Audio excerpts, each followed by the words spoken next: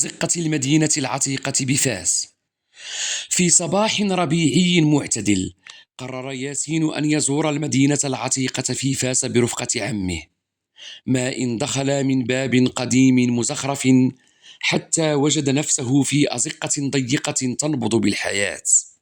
كانت الدكاكين الصغيرة تعرض زرابي ملونة ونحاسا لامعا وقطعا جلدية تفوح منها رائحة الضباغة. توقف ياسين أمام حرفي ينقش الخشب بدقة، يتابع حركات يديه بإعجاب، ثم انتبه إلى صوت مطرقة من محل مجاور حيث يشكل النحاس على إيقاع منتظم.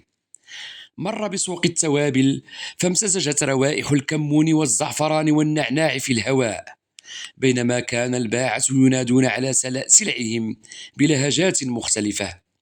شاهد نساء يرتدين الجلابيب المطرزة، ورجالا يعتمرون الطرابيش، وسياحا يلتقطون الصور للأبواب المزينة بالزليج.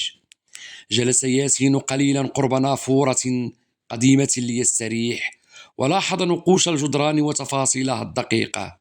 أحس بأن المكان يحكي قصص أجيال متعاقبة، وأن كل زاوية تحمل أثر ثقافات متعددة تعايشت في انسجام.